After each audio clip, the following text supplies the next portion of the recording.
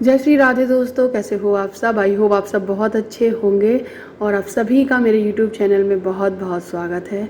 Back to routine आ गई हूँ मैं। हस्बैंड स्कूल जाने लगे हैं और बस वही सुबह उठो, नाश्ता पानी कराओ, खाना खिलाओ, पैक करो टिफ़िन और फिर इनको स्कूल भेजो। और बस कुछ ही दिनों की बात है, फिर बच्चे भी स्कूल जाने लगेंगे। अभी तो खैर इन्हीं का स्कूल ओपन हुआ है, अभी बच्चों का स्कूल ओपन नहीं हुआ है।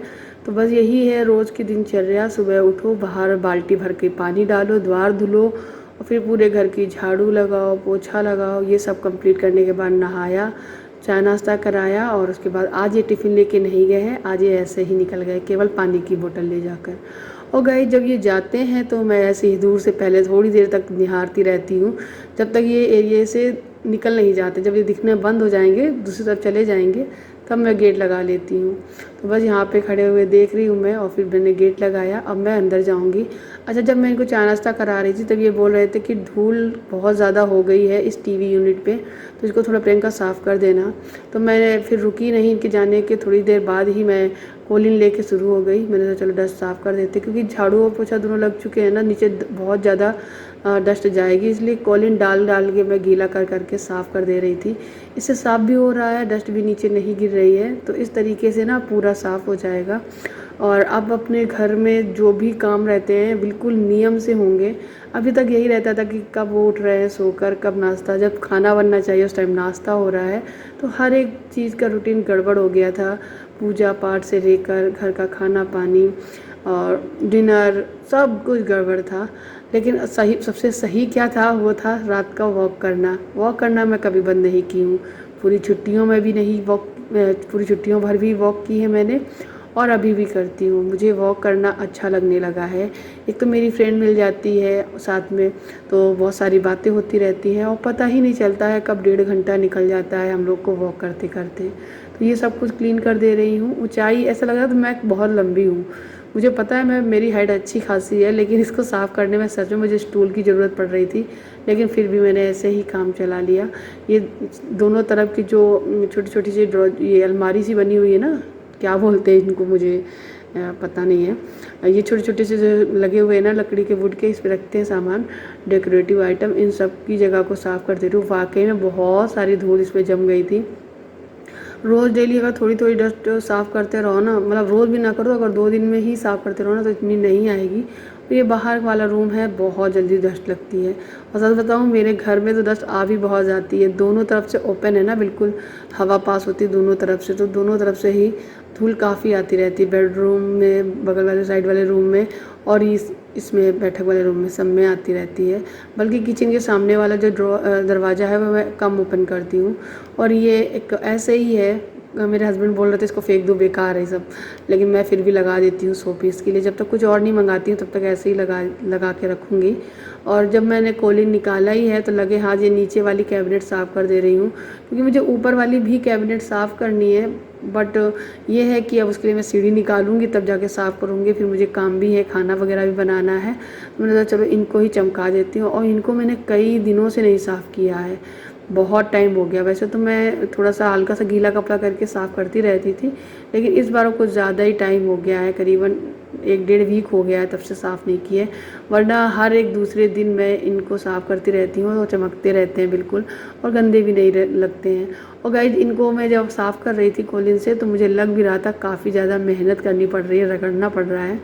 थोड़ा थोड़ा सा इसमें जो ऑयल है या फिर कुछ और कुछ छींटे हैं पानी के या कुछ भी लगा हुआ था, उनको साफ़ करने में बहुत ज़्यादा मशक्क़त करनी पड़ रही थी, लेकिन करने के बाद अच्छा लगता है।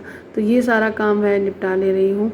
और देखो, एक्सरसाइज करना, योगा करना वो एक अलग चीज़ होती है, और घर के काम जब आप करेंगे वो एक अलग चीज़ होती है। बहुत सारी चीज़ें, बहुत सारे लोग ये बोलते हैं कि घर के सारे काम करने से फ़िटनेस रहती है। तो फिटनेस तो रहती है, उससे ये नहीं कहेंगे, बिल्कुल नहीं रहती है। लेकिन एक्सरसाइज, योगा, वॉक करना, नेचर में बाहर टहलना, नेचर की ठंडी हवा लेना, एसी से ज़्यादा बेस्ट है। तो वो ज़रूर लेनी चाहिए। आपके पास आसपास एरिया नहीं है टहलने का तो आप लोग वॉक करिएगा छत पे। उससे क्या है, सेहत पे बहुत असर पड़ता है, बॉडी पे असर पड़ता है, बॉडी फिट रहती है और थोड़ा माइंड भी फ्रेश रहता है और निगेटिव थॉट भी नहीं आते हैं, एक पॉजिटिविटी रहती है मन में।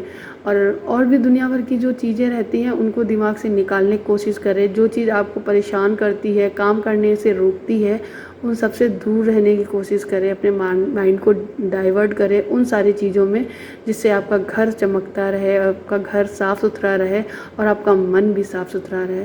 तो बस पूरे किचन को इस तरीके से मैंने साफ़ कर दिया है। मैं अपने आप को बिज़ी रखने की बहुत कोशिश करती हूँ, क्योंकि अभी तक तो छुट्टियाँ थी तो मेरे हस्बैंड घर पे ही थे, तो बिज़ी रहने के लिए बहुत सारी चीज़ें हो जाती हैं। उनसे बातें कर लेना, वो टीवी देख रहे हैं या मैच आ रहा है या फिर कुछ भी, तो वो सारा टाइम पता ही नहीं चलता था कब निकल जाता था।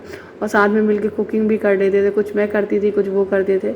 अब क्या है, अब पूरा दिन खाली रहेगा मेरे पास, मतलब पूरा दिन मैं घर में अकेली रहूँगी, तो अपना टाइम कहाँ काटूँगी, तो उसके लिए मैंने अपने आप को पहले से ही सेट कर लिया है। आप लोग बताइएगा आप लोग कैसे मैनेज करते हो सारी चीज़ें, क्योंकि आप लोग वीडियो के थ्रू मुझे तो देख लेते हो, लेकिन मैं आप लोगों से सिर्फ कमेंट सेक्शन के थ्रू कनेक्ट हूँ। तो आप अपना काम मुझे कमेंट सेक्शन में लिख सकते हो। आप लोग के कमेंट जब आते हैं ना, मुझे पढ़ने में बहुत अच्छा लगता है, मैं रिप्लाई भी करती हूँ। और प्लीज़ ज़्यादा से ज़्यादा कमेंट किया करें और वीडियो को लाइक भी करा करें। हाथ वगैरह धुलने के बाद मैंने भी चाय नाश्ता कर लिया था और ये मोहन को मैं यहाँ ला के बिठा दी हूँ, थोड़ी देर टीवी चला दी है, उनके मन का बाल गोपाल का कार्टून लगा दिया है, वो देखेंगे। साथ ही साथ लड्डू और आम का भोग लगा दिया है और भी बहुत खुश हो गए थे लड्डू और आम खाकर, उनको बहुत मज़ा आ रहा था। तो गाइज़ उसके बाद सीधे मैं शाम को मिल रही थी। दोपहर का कुछ कैप्चर नहीं किया, खाना वगैरह खाया बनाया। उसके बाद शाम का टाइम था, माला भाभी का फ़ोन आ गया था, बोले थे आ रहे हैं। तो मैंने बोला इससे खुशी कि क्या बात है, जल्दी से आ जाओ। मैं और आद्या बाहर वेट कर रहे थे माला भाभी का, और तब तक दक्ष अंदर था और दक्ष ने मतलब देखा कि मम्मी और दीदी बाहर हैं, तो उसने अंदर से ही लॉक लगा लिया और वो खोल नहीं रहा था। मैं बहुत घबरा गई थी, अगर नहीं खोला तो क्या होगा, कैसे जाएंगे अंदर, बच्चा अंदर बंद हो गया है, रोएगा वो। तो फिर मैंने उसे बहलाया फुसलाया तो उसने खोल दिया। थोड़ा सा अटकाया था और वो खोल नहीं रहा था। बस तब मेरी जान में जान आई, मेरी सांसें अटक गई थी बिल्कुल। अंदर आकर बहुत अच्छा लग रहा था माला भाभी को। मेरा घर जब से ये बना हुआ है तब से जन्मदिन पे आई थी माला भाभी आद्या के, उसके बाद भी फिर नहीं आई एक भी बार। और मैं बहुत टाइम से बुला रही थी कि आ जाओ आ जाओ, अब तो अपना घर हो गया है, आ जाओ, रहो आके मेरे साथ सारा दिन, एक दिन की छुट्टी पूरी बिताओ और बच्चों को लेकर आना, यही डिनर करना, यही सब कुछ करना। तो बहुत ही दिनों बाद वो आई है आज घर। और उनकी तबीयत ख़राब हो गई थी ना, बीच में एक्सीडेंट हो गया था, जिसकी वजह से वो आना भी चाहती थी तब भी नहीं आ पाई थी। लेकिन अब वो ठीक है बिल्कुल और आई हुई हैं। तो मेरे हस्बैंड जब आए हैं तो मैंने इनसे कोल्ड ड्रिंक वगैरह मंगा ली थी। तो ये बोल रहे थे जाने से पहले आप खाना वगैरह खाकर जाएंगी और भैया को भी बुला लेंगी फ़ोन करके। तो वही हंस रहे हैं, क्योंकि हम लोग जब भी आते थे मतलब भी कोशिश करती थी कि खाना खा के ही जाना, और ज़बरदस्ती बना के रखती थी और हम लोगों को खाकर ही आना पड़ता था। तो इस बार हमारी जिद चलेगी, क्योंकि अब तो हमारा घर है और हमारी जिद है। तो आज इनका कुछ भी नहीं चलने वाला है। तो यहाँ पे बच्चे मिले हैं साथ में, तो बच्चे अलग एंजॉय कर रहे हैं। जितनी शांत ग्रेसी है माला भाभी की बड़ी बेटी, उतना ही शरारती माला भाभी का छोटा बेटा शौर्य है। लेकिन हाँ, मुझे बहुत मानता है और मेरी बातें भी मानता है और मतलब बहुत अच्छे से बात करता है। तो यहाँ पे मैंने कोल्ड ड्रिंक निकाल ली है और सारी ग्लासेस में डाल दी। 6 ग्लासेस हैं केवल कांच की, तो उसमें 6 में डाल दी है। थोड़ी सी जो बचाई है वो मेरे हस्बैंड के लिए बचा दी इतनी सी, ताकि वो दूसरी ग्लास में डाल के पी लें। तो उसमें से भी दक्ष ने एक्स्ट्रा ले ली थी, कि दक्ष को कोल्ड ड्रिंक कुछ ज़्यादा ही अच्छी लगती है। वो ये ढूंढ रहा था कि सबसे ज़्यादा किस ग्लास में है, और मैंने सब में इक्वल ही भरी हुई थी। तो बस सब लोग के लिए कोल्ड ड्रिंक और समोसे निकाल लिए मैंने, बिस्किट और नमकीन भी लगा लिया। तो ये नाश्ता हमारा लग के तैयार हो गया है। घर में कोई आता है तो बहुत ही अच्छा लगता है। और एक गाइज़ एक बात और भी है, जब भी आपके घर कोई आता है और अगर आपका घर मैसी है, गंदा है, तो आपको बहुत बुरा लगता होगा कि रोज़ हम साफ़ करते हैं, आज मेरा मन नहीं किया साफ़ करने का, तो कोई आ गया तो वो बहुत गंदा लगता है। लेकिन अगर जिस दिन आप सफाई करते हो उस दिन कोई नहीं आता है तब बहुत बुरा भी लगता है, और जिस दिन सफाई कर दी और कोई आ गया तो पूछो ही नहीं। तो आज मैंने बहुत अच्छे से डीप क्लीनिंग की थी सब कहीं। तो आज मेरा घर भी पूरा चमक रहा था। तो ऊपर बिस्तर पे रखा था मैंने, तो फिर भाभी ने बोला नीचे ही बैठ के खाएंगे। तो फिर चटाई बिछाई और सब लोगों ने नाश्ता एंजॉय किया और बहुत अच्छे से नाश्ता किया, बहुत सारी बातें की। इतने दिन बाद मिले हैं तो हमारी बातें जो हैं वो कभी ख़त्म ही नहीं हो रही थी। और कहीं का प्लान भी बना है हमारा, और वो कब होगा वो पता नहीं है। अगर होगा तो बताऊंगे, अगर नहीं होगा पूरा तो फिर छोड़ो। और यहाँ पे मैं दाल बाटी का तैयारी करने लगी हूँ। अच्छा, बात ये थी, पनीर था घर पे तो मैंने बोला था कि मटर पनीर खाएंगी या फिर दाल रोटी सब्जी ऐसे कुछ बना दूँ, या फिर छोटे छोटे पनीर की ड्राई वाली सब्जी बना दूँ, या दाल रोटी मतलब अभी कुछ भी बना लो। तो मुझे लगा था पूरी खिलाने से अच्छा गर्मी बहुत हो रही, दाल बाटी बना के खिलाते हैं और थोड़ा अलग ही हो जाएगा। तो इन्होंने भी अपने हस्बैंड को फ़ोन कर लिया था। मैंने बोला था भैया को फ़ोन करके बुला लो। देखो देर से डिसाइड हुआ क्या बनेगा, आधा घंटे से ज़्यादा तो इसी में टाइम निकल गया। 8 बजे बनाना शुरू किया था हमने दाल बाटी। तो आटा लगाकर यहाँ पे पनीर और प्याज का जो मिश्रण है वो हम माला भाई दोनों मिलकर भर रहे हैं, यानी बाटी बना रहे हैं। बच्चे यहाँ पर खेल रहे हैं। मैंने दाल उबाल ली है, चटनी पीस दी है, मेरे हस्बैंड दाल को तड़का दे रहे हैं। और उसके बाद जो हमारी दूसरी वाली गैस है उसके ऊपर बाटी स्टैंड रखकर बाटियां सेकेंगे मेरे हस्बैंड। सबसे ज़्यादा समय जो है वो बाटियों में लगता है, क्योंकि बाटियां जितनी धीमे धीमे सिकेंगी उतनी ही अच्छी सिकेंगी अंदर तक। तो दाल मुझे कुछ ज़्यादा लग रही थी, थोड़ी सी मैंने दाल निकाल के बचा ली थी, बाकी की दाल सारी तड़का दे दी थी। और बस करीबन 9 साढ़े 9 बज रहे, 9 बज रहे थे, साढ़े 9 बज रहे थे, हाँ 9:30 बजे दाल बाटी बन के प्रॉपर तैयार हो गई थी। सभी ने खाया, सबको बहुत ज़्यादा टेस्टी लगी।